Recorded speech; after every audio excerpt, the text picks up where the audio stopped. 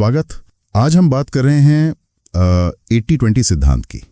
इसे जीवन के अलग अलग हिस्सों में कैसे लगा सकते हैं, है ना? हाँ बिल्कुल। जैसे फोकस, हमारी काबिलियतें, माहौल, रिश्ते और हाँ, संतुलन। और हमारे पास एक किताब के कुछ अंश हैं, अध्याय 8 से 12। तो मकसद है समझना कि कम मेहनत में बेहतर नतीजे कैसे मिलें। हाँ, खासकर उनके लिए जो जानकारी को असरदार तरीके से समझना चाहते हैं। तो चलिए शुरू करते हैं। तो 80-20 सिद्धांत मतलब परेटो प्रिंसिपल। हाँ, वही कि लगभग 80% नतीजे वो हमारे सिर्फ 20% एफर्ट से आते हैं। तो शुरुआत फोकस से करते हैं। ये कैसे जुड़ता है इससे? देखिए, फोकस का मतलब है सही चीजों पर ध्यान देना। वो 20% काम जो 80% रिजल्ट देंगे। और इसमें माहौल का बड़ा हाथ होता है ना। जैसे किताब में लिखा है, एक साफ सुथरी व्यवस्थित जगह। बिल्कुल, एक ऐसी जगह जो प्रेरणा दे, बिना ज्यादा फैलाव वाला वर्किंग एरिया मान लीजिए। हाँ, ताकि ध्यान न भटके। और ये एक बार की बात नहीं है, फोकस का असर जुड़ता जाता है। रोज थोड़ा थोड़ा करें तो वो बड़ा बन जाता है। जैसे वो भाषा सीखने वाला उदाहरण था, रोज 10 मिनट। हाँ, रोज 10 मिनट मतलब साल में 60 घंटे से ज्यादा। आज की दुनिया में जहां इतना शोर है, फोकस सच में एक सुपर पावर जैसा है। सही कहा। अच्छा, फोकस के बाद बात आती है अपनी ताकतों की, अपनी क्षमताओं के। हाँ, वो काम जिनमें हम नेचुरली अच्छे हैं और जिन्हें करने में मजा भी आता है। लेकिन इन्हें पहचानना कभी कभी मुश्किल हो सकता है। हाँ, हो सकता है, पर तरीके हैं। जैसे अपनी पुरानी कामयाबियों को देखें या भरोसे वाले लोगों से पूछें। या वो स्ट्रेंग्थ्स फाइंडर जैसे टेस्ट भी होते हैं शायद। हाँ, वो भी मदद करते हैं। जब आप अपनी खास ताकतें, जो शायद वही 20% वाली हों, पहचान लेते हैं तो उन पर ध्यान लगाकर 80% नतीजे पा सकते हैं। जैसे वो ग्राफिक डिजाइनर वाला उदाहरण था, वो अपनी क्रिएटिविटी पर फोकस करे और बाकी नीरस काम जैसे एडमिन वाले वो शायद किसी और को दे दे। स्टीव जॉब्स, ओपरा विनफ्रे, इन सब ने भी तो यही किया, अपनी कोर स्ट्रेंथ पर फोकस। बिल्कुल। और सिर्फ अपनी ताकतें ही नहीं, एक अच्छा माहौल बनाना भी उतना ही जरूरी है। माहौल मतलब सिर्फ कमरा या डेस्क नहीं। नहीं, फिजिकल तो है ही, लेकिन सोशल, इमोशनल और डिजिटल माहौल भी। अच्छा, ये दिलचस्प है। सोशल मतलब ऐसे लोगों के साथ रहना जो आपको प्रेरित करें, मेंटर्स ढूंढना, कोई अकाउंटेबिलिटी पार्टनर बनाना। और इमोशनल, पॉजिटिव रहना, स्ट्रेस मैनेज करना। और डिजिटल में ईमेल साफ रखना, सोशल मीडिया सोच समझ कर इस्तेमाल करना। हाँ, ये डिजिटल वाला तो आजकल बहुत भारी पड़ता है। ये सब मिलकर एक सपोर्ट सिस्टम बनाते हैं। बिल्कुल, ये सब जुड़े हुए हैं। तो अब रिश्तों पर आते हैं। यहाँ 80-20 कैसे? यहाँ भी ये बहुत काम का है। ऐसा माना जाता है कि जीवन की लगभग 80% खुशी और संतुष्टि वो सिर्फ 20% रिश्तों से आती है। हाँ बिल्कुल, ये हमारे वाइटल फ्यू यानी चंद जरूरी रिश्ते हैं। तो इन्हें पहचानना जरूरी है।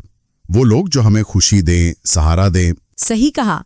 और फिर बाकी जो 80% हैं, जिन्हें स्रोत ट्रिवियल मेनी कहता है, यानी ढेर सारे पर कम अहमियत वाले। हाँ, उनके साथ अपना समय और एनर्जी थोड़ी सीमित करनी होती है, सीमाएं बनानी होती हैं, कभी कभी थोड़ी दूरी भी बनानी पड़ती है। जैसे वो सारा का उदाहरण था, 3 दोस्तों पर फोकस। हाँ, जेस, मिया, एलेक्स, उनके साथ क्वालिटी टाइम और बाकी गॉसिप वाले लोगों से थोड़ी दूरी। तो ये सब फोकस, ताकतें, माहौल, रिश्ते, इन सब को मिलाकर एक संतुलित जीवन कैसे जिएं? 80-20 इसमें कैसे मदद करता है? संतुलन का मतलब ही है जीवन के अलग अलग हिस्सों पर सही ध्यान देना।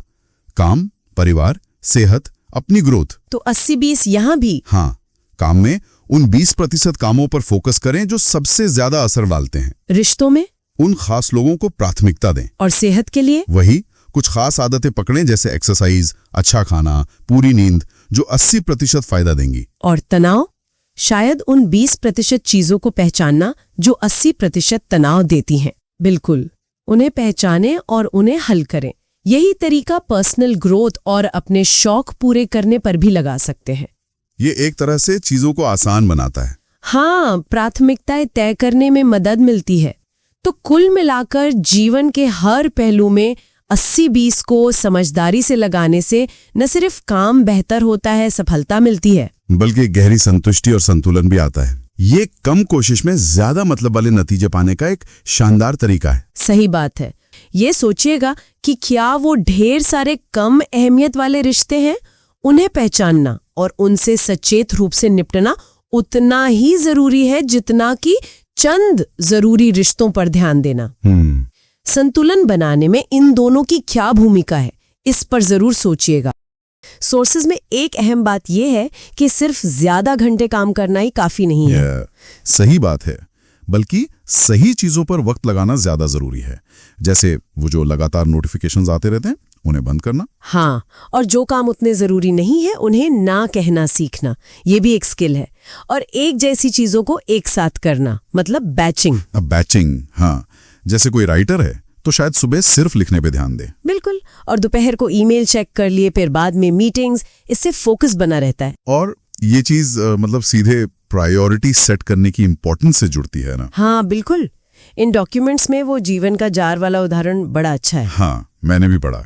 क्या था वो? मतलब सोचिए, एक जार है, अगर आप उसमें पहले रेत भर दें, यानी छोटी कम जरूरी चीजें, तो फिर बड़े पत्थरों के लिए, मतलब आपकी सबसे इंपॉर्टेंट प्रायोरिटीज के लिए जगह ही नहीं बचेगी ना।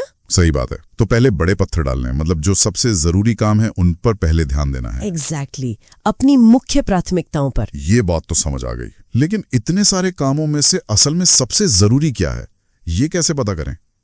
क्या सोर्सेज इसके लिए कोई तरीका बता दें? हाँ बिल्कुल, कुछ ठोस कदम बताए गए हैं। पहला तो ये कि अपने गोल्स पहचानें, करियर के, पर्सनल हेल्थ के, जो भी हो। ओके। फिर उन्हें इम्पोर्टेंस के हिसाब से रैंक करें, और फिर बड़े गोल्स को छोटे करने लायक कामों में तोड़ें, छोटे स्टेप्स में। हाँ, और यहाँ पर वो आइजनहावर मैट्रिक्स काफी काम आ सकता है। आइजनहावर मैट्रिक्स, वो क्या चीज है? इसमें ना कामों को उनकी अर्जेंसी और इम्पोर्टेंस, इन दो चीजों के बेसिस पर बांटा जाता है। 4 कैटेगरीज बनती हैं। अच्छा, जैसे जरूरी और अर्जेंट, जरूरी लेकिन अर्जेंट नहीं, गैर जरूरी लेकिन अर्जेंट, और गैर जरूरी और गैर अर्जेंट भी। ओके, तो फोकस किन पे करना है? जाहिर है पहली 2 पर, जो जरूरी है। और फिर यहीं पर 80-20 रूल लगता है। उन 20% कामों को पहचाने जो 80% नतीजे देंगे, खासकर जरूरी वाली कैटेगरीज में। जैसे आपने कहा, करियर में शायद नेटवर्किंग उन 20% में हो सकती है जो बड़ा फर्क लाए। हाँ, हो सकता है, हर किसी के लिए ये अलग होगा। ठीक है, तो प्रायोरिटी सेट हो गई। पर अब उन जरूरी कामों पर फोकस कैसे बनाए रखें? यहाँ शायद प्रोडक्टिविटी और फोकस वाली बातें काम आएंगी जो सोर्सेज में है। निश्चित रूप से सोर्सेज कहते हैं कि हाई इम्पैक्ट एक्टिविटीज पर फोकस करें।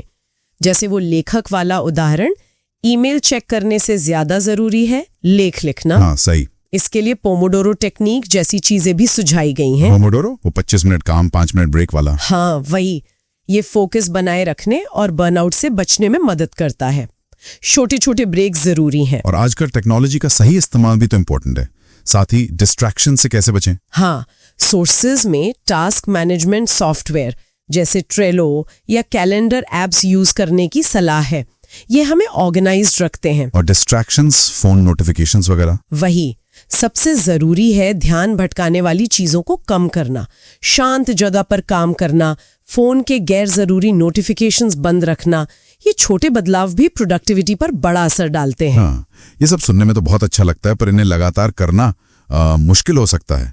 शायद यहीं पर आदतें बनाने की बात आती है। बिल्कुल सही कहा। एक इंटरेस्टिंग फैक्ट जो इन सोर्सेज में मिला वो ये है कि हमारे रोज के करीब 45% काम आदतों से चलते हैं। 45%? काफी ज्यादा है। हाँ, तो सोचिए, अगर हमारी आदतें अच्छी हों तो कितना फर्क पड़ सकता है। आदतें बनाने के लिए एडवाइस यही है कि छोटी शुरुआत करें, धीरे धीरे। हाँ, जैसे रोज सिर्फ 5 मिनट कुछ पढ़ना, एकदम से पहाड़ नहीं उठाना है। और वो 21-90 रूल का भी जिक्र है। अच्छा, 21-90 रूल, वो क्या है? हाँ, मतलब ये एक आम धारणा है कि कोई नई आदत बनने में करीब 21 दिन लगते हैं। ओके। और उसे अपनी लाइफस्टाइल का परमानेंट हिस्सा बनाने में लगभग 90 दिन। कंसिस्टेंसी बहुत जरूरी है। और बुरी आदतों का क्या? उन्हें कैसे बदलें? क्या उन्हें बस छोड़ दें? सोर्सेस कहते हैं कि अपनी आदतों के ट्रिगर्स पहचानें और उन्हें बदलें। जैसे सुबह उठते ही फोन चेक करने की आदत है तो शायद उसकी जगह 2 मिनट मेडिटेट करें या दिन की प्लानिंग करें। अच्छा, और अक्सर किसी बुरी आदत को एकदम खत्म करने के बजाय उसे किसी अच्छी आदत से बदलना ज्यादा इफेक्टिव होता है। जैसे शाम को चिप्स खाने की जगह कोई फल खा लिया। हाँ, ये बेहतर तरीका लगता है। और इसमें किसी का साथ हो, जैसे कोई अकाउंटेबिलिटी पार्टनर या अपनी प्रोग्रेस ट्रैक करना। हाँ, वो भी बहुत मददगार हो सकता है। हमने प्रोडक्टिविटी की बात की, लेकिन ये सोर्सेज फोकस की पावर पर अलग से भी जोर देते हैं। ऐसा लगता है ये सिर्फ टेक्निक नहीं बल्कि एक तरह की मेंटल स्टेट है। हाँ, इसे एक मेंटल मसल की तरह समझिए, जिसे ट्रेन किया जा सकता है। फोकस एक स्पॉटलाइट की तरह है, हमारी एनर्जी को सबसे जरूरी चीज पर लाता है। तो इसे ट्रेन कैसे करें? सोर्सेज बताते हैं कि क्लियर गोल्स रखना, टू डू लिस्ट बनाना, डिस्ट्रैक्शंस हटाना, ये सब तो बेसिक हैं ही। साथ में माइंडफुलनेस या मेडिटेशन प्रैक्टिस करना भी फोकस को गहरा कर सकता है। मेडिटेशन रोज करना पड़ेगा? रोज सिर्फ 5 मिनट का ध्यान भी हमारे दिमाग को शांत रहने और प्रेजेंट मोमेंट में टिके रहने की ट्रेनिंग दे सकता है।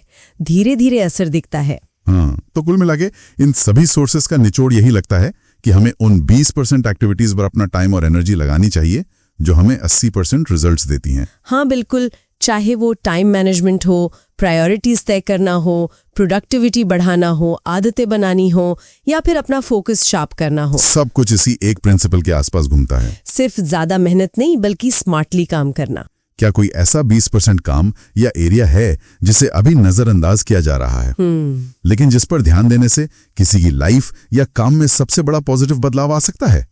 इन सोर्सेज ने हमें तरीके तो दिखा दिए हैं, अब उन पर अमल करना या ना करना ये चुनाव हमारा है।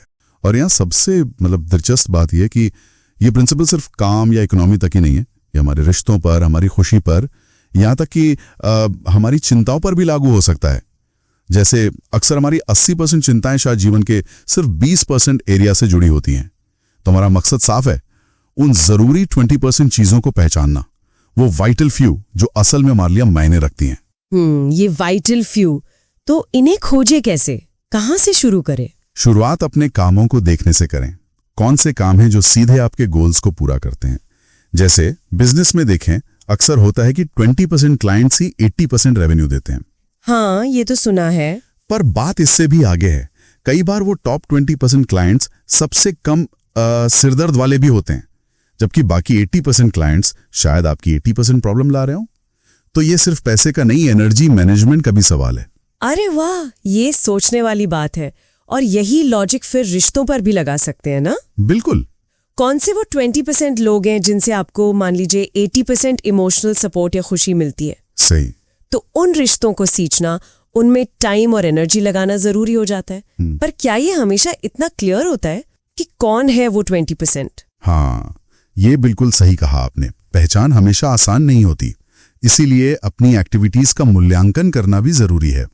कौन सी हॉबी, कौन सी सीखने की चीजें या आराम के पल जो आपको सबसे ज्यादा फ्रेश फील कराते हैं, सेटिस्फैक्शन देते हैं, ये आपकी वाइटल फ्यू हो सकती हैं, चाहे वो छोटी ही क्यों ना लगें। तो शायद एक तरीका ये हो सकता है कि कुछ टाइम के लिए हम नोट करें कि हमारा समय और एनर्जी जा कहाँ रही है। हाँ। और बदले में मिल क्या रहा है। जैसे वो जेन वाला उदाहरण था, जिसे लगा कि स्टाफ को ट्रेनिंग देना और सुबह जिम जाना, ये उसके लिए उन अनगिनत मीटिंग्स में बैठने से कहीं ज्यादा फायदेमंद था। तो ये एक तरह का सेल्फ एनालिसिस हुआ। बिल्कुल, एक तरह का ऑडिट। तो ये तो हुई उन जरूरी 20% चीजों की पहचान। लेकिन सिक्के का दूसरा पहलू भी है, वो बाकी 80% चीजें जिन्हें ट्रिवियल मैनी कह सकते हैं। हाँ, वो कम महत्व की भीड़। वही काम जो हमारा ज्यादातर समय खा जाते हैं, पर नतीजा कुछ खास नहीं। हम सब ने महसूस किया है। जैसे वो जैक वाला केस था, सॉफ्टवेयर डेवलपर, उसका दिन ईमेल और फालतू मीटिंग्स में निकल जाता था, और जो असल कोडिंग का काम था वो पीछे रह जाता था। सही बात है। तो इन ट्रिवियल मैनी से कैसे निपटें? पहला कदम तो है ईमानदारी से पहचानना कौन से काम या कमिटमेंट्स हैं जो कम वैल्यू दे रहे हैं। फिर उनकी तुलना अपनी वाइटल फ्यू लिस्ट से करें। क्या ये सच में जरूरी है या बस आदत बन गए हैं? और अगर कोई काम टाला नहीं जा सकता तो क्या उसे किसी और को सौंपा जा सकता है? डेलीगेट करना जिसे कहते हैं। हाँ, डेलीगेशन। या फिर टेक्नोलॉजी से ऑटोमेट किया जा सकता है। और अपनी सीमाएं तय करना, मतलब उन चीजों को ना कहना सीखना जो हमारी प्रायोरिटीज से मैच नहीं करती। ये मुश्किल होता है कई बार, पर जरूरी है। बिल्कुल जरूरी है। ये कमजोरी नहीं है, ये अपने फोकस को बचाने का तरीका है। और कुछ प्रैक्टिकल चीजें भी हैं, जैसे डिजिटल डिटॉक्स, कुछ समय के लिए गैर जरूरी नोटिफिकेशंस बंद करना। अच्छा। या फिर एक जैसे कामों को एक साथ निपटाना, बैच प्रोसेसिंग जिसे कहते हैं, जैसे सारे ईमेल एक साथ देख लिए। हाँ, इससे बार बार ध्यान नहीं भटकता। एग्जैक्टली। वो जो कॉन्टेक्स्ट स्विचिंग में दिमागी एनर्जी लगती है ना, वो बचती है। और ये जो कॉन्टेक्स्ट स्विचिंग है, ये अक्सर ट्रिवियल मैनी का ही हिस्सा होती है। तो ये कोई एक बार का फिक्स नहीं है, ये लगातार चलने वाला अभ्यास है। अच्छा, अब समय की बात करें, सबके पास दिन में 24 घंटे ही होते हैं, तो ये 80-20 प्रिंसिपल बेहतर टाइम मैनेजमेंट में भी मदद करता है क्या? देखिए, असली टाइम मैनेजमेंट ज्यादा घंटे काम करना नहीं है, बल्कि सही काम करना है। यहाँ आइजनहावर बॉक्स जैसा कोई टूल हेल्प कर सकता है। आइजनहावर बॉक्स, वो अर्जेंट इंपॉर्टेंट वाला? हाँ, वही।